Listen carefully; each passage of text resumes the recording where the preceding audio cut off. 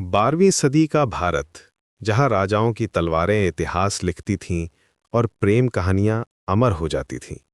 अजमेर के राजा पृथ्वीराज चौहान, एक ऐसा योद्धा जिसकी वीरता की गूंज दूर दूर तक फैली थी, लेकिन उसके दिल में एक खालीपन था, एक तड़प थी।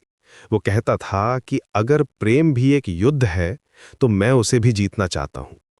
उधर कन्नौज की राजकुमारी संयोगिता, जिसकी सुंदरता के किस्से राजमहलों में गूंजते थे, लेकिन वो सिर्फ सुंदर नहीं थी, वो साहसी भी थी। रात के अंधेरे में आसमान को देखकर वो सोचती थी कि क्या कहीं कोई ऐसा भी होगा जो मुझे मेरे दिल से अपनाए। दोनों के दिल में एक ही सवाल था, कहीं कोई ऐसा तो है जो उन्हें समझे।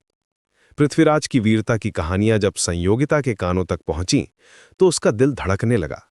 वो एक ऐसे राजा के बारे में सुन रही थी जो सिर्फ तलवार नहीं, बल्कि दिल से भी लड़ता था। और पृथ्वीराज जब संयोगिता की बुद्धिमता और साहस के किस्से सुनता था, तो उसे लगता था कि शायद वो मिल गई है जिसे वो ढूंढ रहा था। प्यार कभी पूछ कर नहीं होता, और जब होता है तो राजमहल भी छोटे पड़ जाते हैं। दोनों ने एक दूसरे को कभी देखा नहीं था, लेकिन दिल पहले ही जुड़ चुके थे। ये था उनका पहला मिलन, बिना मिले ही। लेकिन प्रेम की राह कभी आसान नहीं होती।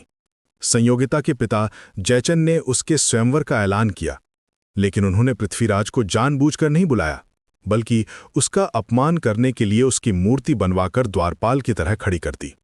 जयचंद सोच रहे थे कि संयोगिता किसी और राजा को चुनेगी, लेकिन संयोगिता का दिल तो पहले से ही किसी और के पास था।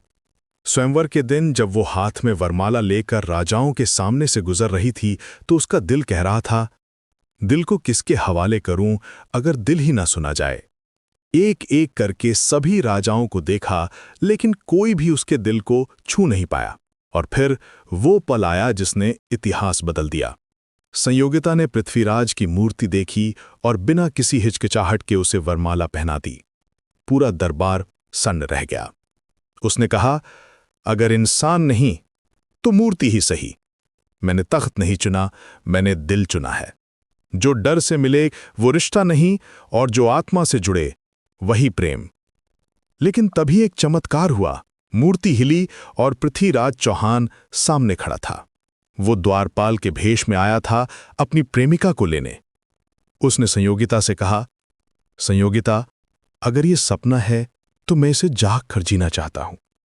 संयोगिता मुस्कुराई और बोली, ये सपना नहीं, ये वही सच है जिसे मैंने पूरी दुनिया के सामने चुना है। दोनों ने हाथ में हाथ लिया और दरबार से निकल गए। प्रेम ने जीत हासिल की थी, लेकिन ये जीत महंगी साबित होने वाली थी। जयचंद का गुस्सा 7वें आसमान पर था। उसकी बेटी ने उसे पूरे दरबार के सामने अपमानित किया था। प्रेम की कीमत अक्सर युद्ध होती है, और यहां भी यही हुआ। जयचंद ने मोहम्मद गोरी से हाथ मिलाया, अपनी ही बेटी के खिलाफ। पृथ्वीराज जानता था कि युद्ध होगा, लेकिन वो कहता था, अगर युद्ध प्रेम के लिए हो तो हार भी स्वीकार्य है। संयोगिता चिंतित थी। उसने कहा, अगर तुम हार गए तो मेरी जीत भी अधूरी रह जाएगी।